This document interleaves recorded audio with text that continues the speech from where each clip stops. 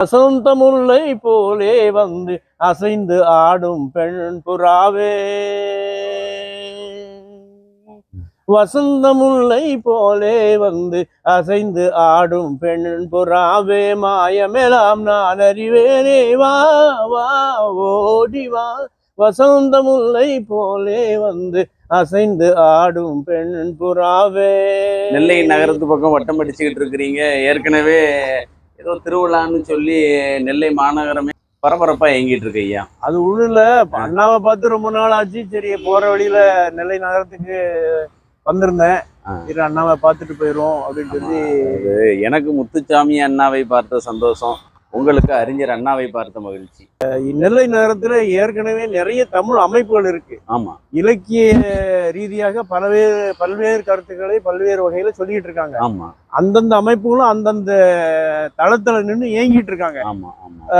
அந்த மாதாந்திர கூட்டங்கள், சிறப்பு கூட்டங்கள், மற்றபடி ஆண்டு விழாக்கள், இப்படி நிறைய நிகழ்ச்சிகள் நடத்தி நிறைய மாணாக்கர்களையும் ஊக்குவிக்கும் முகமாக நிறைய பொதுக்கூட்டங்கள் மாதிரி நடத்திட்டு இருக்காங்க. சரி. ஆனாலும் இந்த படைப்பாளிகளுக்கான ஒரு சிறந்த ஒரு அமைப்பாக இயங்கிக்கிட்டு இருக்குன்னா அது கலைப்பதிப்பகம் அப்படிங்கிறதுல எனக்கு மாற்று கருத்து இல்லை. சரி. அப்படிங்கும்போது அது வருகிற 27/12/2025 ஒரு திறனாய்வு, நூல் திறனாய்வு என்கின்ற ஒரு புதிய முன்னெடுப்பை அந்த கலைப்பதிப்பகம் முன்னெடுத்திருக்கு. சரி. அது என்னன்னு சொன்னா, ஒரு 10 நூல்களை தேர்ந்தெடுத்து தமிழ்நாடு முழுக்க உள்ள எழுத்தாளர்களுடைய புத்தகங்களை, நூல்களை கொண்டு தேர்ந்தெடுத்து அதுக்கு ஒரு குழுவை வச்சிருக்காங்க.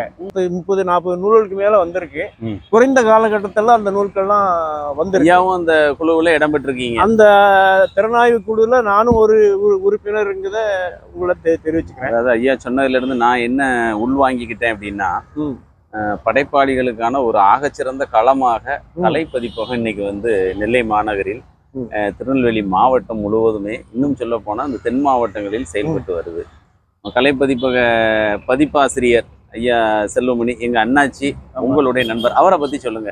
அவர் வந்து ஒரு பதிப்பாசிரியர் மட்டுமல்ல, 3 ஆசிரியர் பொறுப்புகளை தன்னகத்தை கொண்டு ஒரு மாபெரும் இயக்கமாக இயங்கி வருகிறது. சுத்தமல்லி அரசு மேல்நிலைப் பள்ளியில் அவர் கணிதாசிரியர். சரி. பணி நிறைவு. சரி. அதுபோக 9 புத்தகங்களுக்கு மேல் எழுதிய ஒரு நூல் ஆசிரியர். அதுபோக இந்த கலைப்பதிப்பகம் என்ற ஒரு அமைப்பை தொடங்கி பதிப்பாசிரியராக செயல்பட்டு வருகிறார். அப்படிங்கிற ஒரு பெரிய விஷயம். இத்தனைக்கும் அவர் எந்தவித எதிர்பார்ப்பும் இல்லாமல் தமிழுக்காக, தமிழ் இலக்கியத்துக்காக தன்னையே ஒப்படைத்துக் கொண்டு இந்த பணிகளை அவர் செய்து கொண்டு வருகிறார். ஒரு நல்ல ஆசிரியராக இருந்து செயல்பட்டு கொண்டிருக்கிறார். அப்படி இருக்கும்போது அவர் தான் அந்த கலைப்பதிப்பகத்தின் சார்பில் தான் இந்த நூல் திறனாய்வுங்கிறது முன்னெடுத்திருக்கார். அதாவது 2024-25 வெளியான அந்த நூல்களை திறனாய்வு செய்வதற்காக எடுத்துக்கொண்டு ஒரு 10 நூல்களை எடுத்திருக்கார். 10 நூல்களையும் 10 திறனாய்வாளர்கள் அதை திறனாய்வு செய்யறாங்க. அந்த திறனாய்வின் முடிவுல யார் சிறந்த திறனாய்வாளர் அப்படிங்கிறதுக்கு ஒரு தேர்தல் குழுவே அமைச்சிருக்கார். ஓஹோ. அப்போ இந்த திட்டமிடல்ல பாப்பாக்குடியார் சளைத்தவர் இல்லைங்கிறீங்க. அவருக்கு எப்பவுமே அவர் எதை செய்தாலும் ஒரு திட்ட அறிக்கையோட தான் அந்த இதை செயல்படுத்துவார். கலை பதிப்பகத்தின் கொள்கை பரப்பு செயலாளராக அந்த கலை பதிப்பகத்தோட இந்த நிகழ்வு வந்து ரொம்ப அழகா சொன்னீங்க ஐயா. இது போக வந்து இந்த நெல்லை எழுத்தாளர்கள், எழுத்து ஆளுமைகள், அவங்கள பத்தி ஏதாவது சொல்லுங்களேன். நெல்லை எழுத்தாளர்கள்னா நிறைய இருக்காங்க. இப்போ நம்ம திருவள்ளுவர் பேரவைன்னு சொல்லக்கூடிய ஒரு அமைப்பை வச்சுட்டு நான் ஜெயபாலன் ஒரு கவிஞர் இருக்காரு. அவர் என்னன்னு சொன்னா தமிழ்நாடு அரசுடைய தூய தமிழ் பற்றாளருங்கிற விருது பெற்றிருக்காரு. அதே மாதிரி நம்முடைய தமிழ் செம்மல் பாமணி அப்படிங்கிற அவரு ஒரு அமைப்பை வச்சு அவர் ஒரு நிகழ்வு, மாதாந்திர நிகழ்வு மாதிரி நடத்திடுவார். இப்படி இது 1-2 தான். இது போல நிறைய இருக்கு. உதாரணத்துக்கு 2 பேர் சொன்னேன். இது போக வந்து சாகித்ய அகாடமி விருதாளர் இருக்கிறாங்க. ஆமா. மற்றபடி வந்து ஏனைய விருதுகள் வந்து கலைமாமணி, அது இதுன்னு ஏகப்பட்ட விருதுகளை வாங்குவது கிடைத்தவர்கள் அல்ல நெல்லை மாநகர படைப்பாளிகள் அப்படிங்கிறது நாம தெரிஞ்சு கொண்ட ஒரு விஷயம். கூடுதல் தகவல் என்னன்னு சொன்னா, சாகித்ய அகாடமி விருது பெற்றவர்கள் அதிக விருதாளர்கள் நெல்லை மாவட்டத்தை சார்ந்தவர்கள், ஒருங்கிணைந்து நெல்லை மாவட்டத்தை சார்ந்தவர்களாக இருந்திருக்கிறாங்க.